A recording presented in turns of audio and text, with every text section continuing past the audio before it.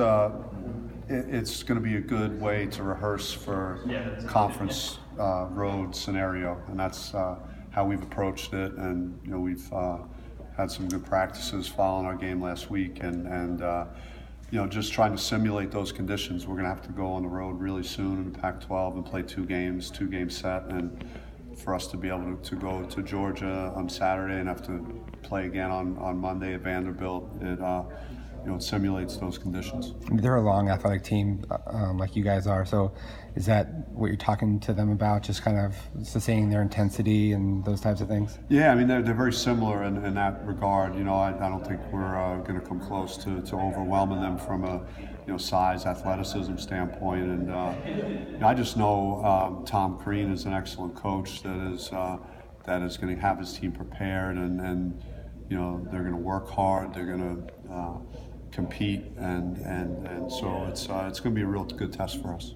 Coach, 4 tough games back. Not that there's ever an easy game, but how do you keep your team, or how do you plan on keeping your team from getting too high if they win these, or too low if they don't? Well, you just want to learn from. I think that was the beauty of there are no moral victories, and you hate to lose anything. But when you could sit down and look at the film and pick it apart and figure out why the outcome was what it was, then that's what this is all about. For all teams are learning about themselves still at this point in the season. But I think our growth potential is substantial because of our youth and having 5 of our top 8 guys are freshmen and sophomores, so they're still learning, and we've had a lot of guys out in practices in the off season. So just having everyone back on the floor, and it's we got a chance to develop, and that's why it's great, and that's why to play these kind of games are very helpful in terms of your development as a team.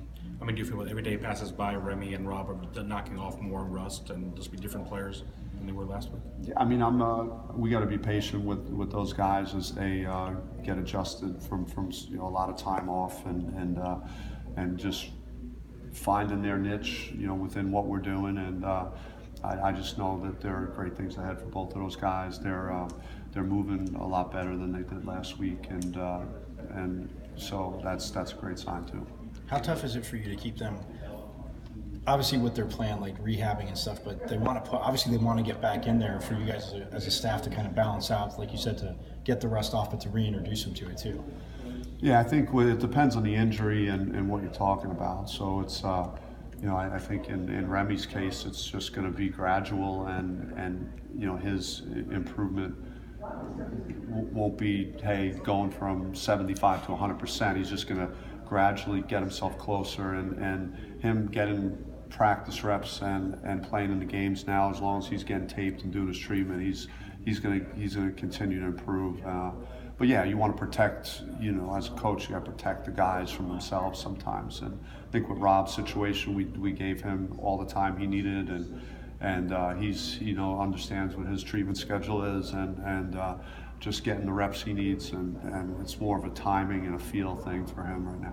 This is an opportunity for Romello to go home and play in front of a lot of friends and family. What's that like for him, do you think? I'm excited for him. That's why we were happy that we were able to set this game up, because it gave him a chance for that. We like to try and do that with as many guys from out of the area as possible. So I could see the way he's been practicing, the enthusiasm for getting on that plane tomorrow, and he's got a lot of family and friends going to the game, so he's looking forward to it. Does he almost have to be careful because he's a naturally very kind of energetic guy anyways, about getting too amped up?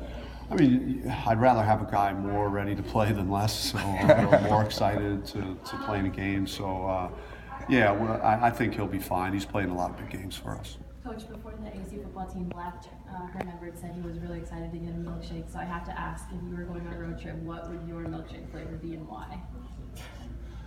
Well, that's when I'm on the Peloton, I guess I got to go a little further, or I got to run a little further on the treadmill. I'm not a big ice cream guy, to be honest, and I'm sure I get my fair share of calories in other ways. I guess just straight ordinary vanilla. I'm not a big milkshake. I saw the video though. It was fun to see how excited Herm was. Most people aren't going to Vegas to get a milkshake. That's Did pretty you cool. specifically schedule this to simulate like a Pac-12 weekend? Was that part of the thinking behind these two games? Yeah, I think it was. It's something that I touched on earlier, and to try and simulate, going on the road in Pac-12. And I've talked a lot about non-conference, but I've talked quite a bit more about league play for us this year to my team, and preparing for that as the second chapter of our season. This is the first one, and so an opportunity to play 2 road games and see how we handle that. Just a crowd and not our normal environment, and this will be our first true one, so it's exciting, and that's kind of why we set it up, because we have to do better in the Pac-12 this year than we've done in past years, and especially learning to win games on the road. After that Nevada game, what do you think the team learned about itself? I thought that there was an investment there, not only in that game, but just how we practiced. That there was a lot of disappointment. But that didn't linger. Our film session was as good as I've had, because there were questions being asked. It was constructive. We saw the mistakes, especially on defense, in the second half, and some turnovers. And then the guys took what we talked about and then brought it to the practice floor. The last couple of days, and we've tweaked some things in practice to hopefully address being a better defensive team in the second half of games, because that's been something we haven't been happy about, just in terms of being sometimes so dominant defensively in the first half, and then having a big drop off in the second half. You were talking about Edwards a little bit. What is the biggest thing to help him coming off a back injury to get back to where he needs to be? Yeah, I think with Rob, it's just timing and feel and figuring out where his opportunities are gonna surface. And with some guys, maybe they move without the ball well, and our offensive rebounders, they could find ways to get themselves right back into a good rhythm.